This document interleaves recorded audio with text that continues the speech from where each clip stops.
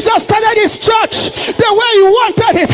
Now he wants his church the way he started it.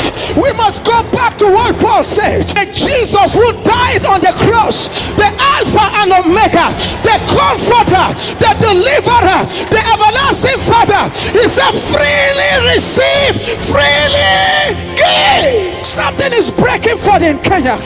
And people are rising in this nation. They will bring back Josiah. They will bring back the word of the Lord. What have been buried by greed shall be exhumed and brought back.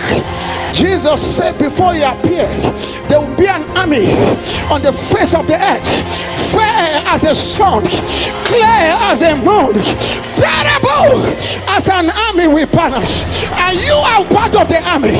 You are part of the end time army. In this army, there will be prophetess not by titles but by content. There will be apostles not by titles but by content. There will be fiery stones of Zion scattered across the land to impact the nations of the earth. Nigeria is a trigger. Kenya is a bullet. You cannot stop the partnership between Nigeria and Kenya. We have come here to trigger the bullet so that the bullet will be shot to the nations of the earth. We command the false Jesus in the church in Kenya out in the name of Jesus. Lose your hold from the souls of men. Lose your hold from families. Lose your hold from preachers. Lose your hold from churches. In the name of Jesus. The days for the true Jesus has come. He is not an individual in one village calling himself Jesus.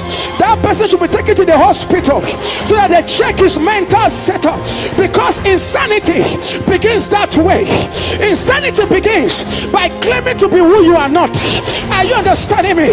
This Jesus has no duplicate. This Jesus has no duplicate.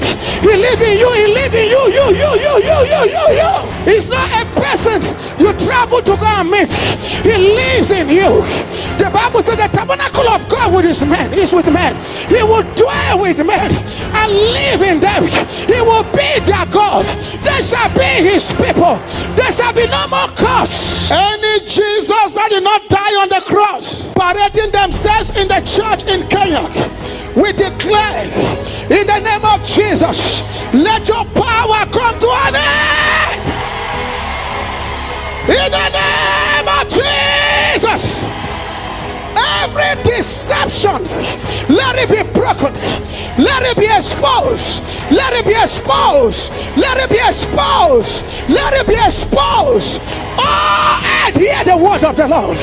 Any Jesus that did not die on the cross, parading himself in the church, in the name of Jesus, let the true Jesus enter his temple, turn the table of money changers, scatter every deception, fulfill prophecies, bring the glory back, bring the fire back, bring the glory back, bring the fire back.